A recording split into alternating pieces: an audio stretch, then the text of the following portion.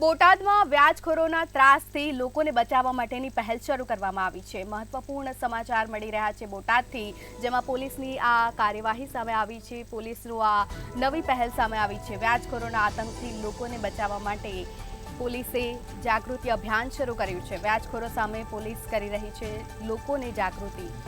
લાઉડસ્પીકરથી જાહેરાત કરીને લોકોને જાગૃત કરવામાં આવી રહ્યા છે। પોલીસનો અવનવતર અભિગમ, પોલીસે આ અભિગમ શરૂ કર્યો છે, જેમાં વ્યાજખોરી વિષચક્રમાં ફસાયેલા લોકો પાસે પોલીસ પહોંચીને તેમની ફરિયાદ સાંભળે છે।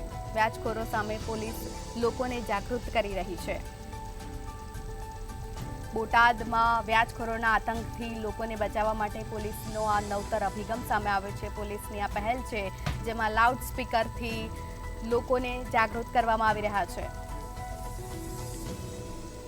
બોટાદમાં પોલીસની આ નવી પહેલ, જેમાં ઘણા વખતથી વ્યાજખોરોના વિષચક્રમાં લોકો ફસાય છે। વ્યાજખોરોના આતંક સામે અભિયાન ચાલી રહ્યું છે। બોટાદ જિલ્લા પોલીસ દ્વારા હાલ પણ અભિયાન ચાલુ છે, શું કહેશો?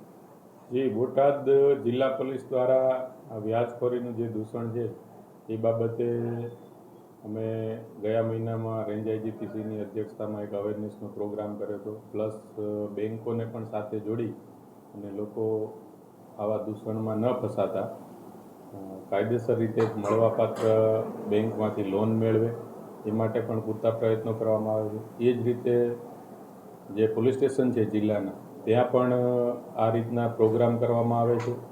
વધુમાં બોટાદ ટાઉન પોલીસ, જ્યાં બોટાદનું વડુ મથક ટાઉન છે, ત્યાં જે નાનો વર્ગ છે અથવા તો જે લોકો આવા વ્યાજખોરીનો ભોગ બનતા હોય છે એવા એરિયામાં જઈ અને જિલ્લા પોલીસ દ્વારા જાહેરમાં લોકોને પબ્લિક એડ્રેસ સિસ્ટમના માધ્યમથી અવેર કરવામાં આવે છે કે આપ વ્યાજખોરોના કોઈ ચુંગાલમાં ફસાયા હોય અથવા તો આપને એવું લાગતું હોય કે અહીંયા વ્યાજખોરીની પ્રવૃત્તિ ચાલે છે તો તુરત જ પોલીસને લોકો જાણ કરે।